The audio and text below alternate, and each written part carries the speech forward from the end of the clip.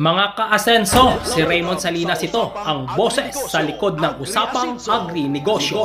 Sa pag-aalaga ng mga hayop, dapat lamang ang mga alaga ninyo at nakukuha ito sa mga produkto ng Battlecock dahil sa Battlecock, lagi kang lamang. Ang produkto ng Battlecock sadyang pang-alagang hayop at ang sangkap, laging may dagdag sa presyong abot kaya.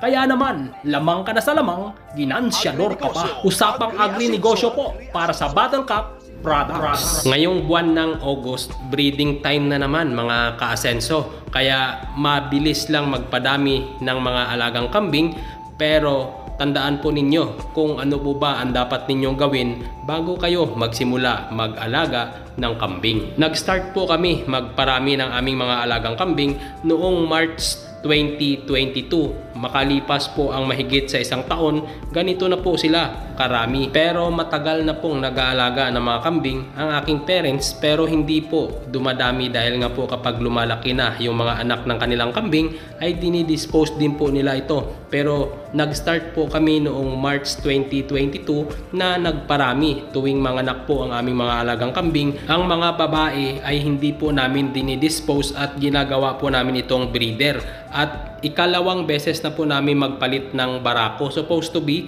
nagpapalit po ng barako ay every 2 years. Pero kami po, makalipas lang po ang 1 year, ay pinalitan na po namin ang aming barako. Dahil nga po, yung unang barako namin ay more on native po ang lahi nun. Ngayon naman po ay nasa 50% po ang native nito at nasa 50% po na hybrid. Kaya po ang aming barako ngayon ay libay na kung tawagin, hornless na po, wala na pong sungay at medyo mas malaki po ito di hamak doon sa una naming barako dahil nagkakatimbang na po ito ng more than 30 kilos ang aming barako po. Kulang-kulang 1 year pa lang po ang kanyang edad.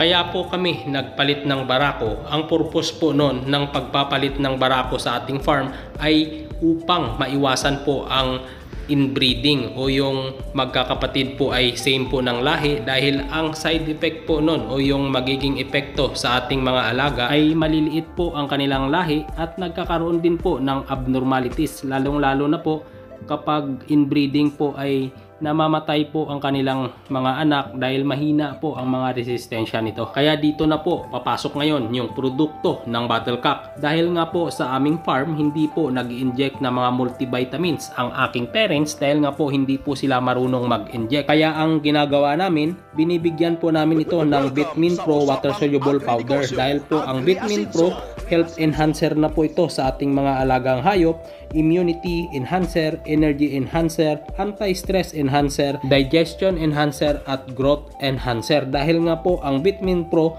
kompleto na po ito, multivitamins, minerals, electrolyte, amino acid at probiotics. Nandyan na po yung mga ibang bitamina na kailangan po ng ating mga alagang kambing at ganun din po sa ibang alaga nating mga hayop.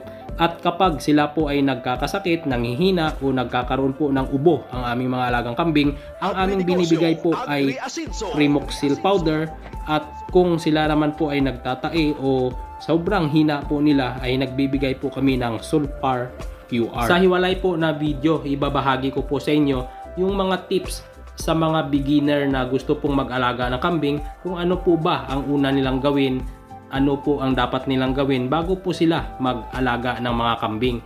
At pahapyawan ko na rin po, dapat po sa native talaga kayo magsimula ng mga ilang buwan bago po kayo mag-upgrade ng inyong mga alagang kambing, dahil nga po may kahirapan din talaga ang pag-aalaga ng mga kambing. Talakayin po natin yan sa hiwalay na video.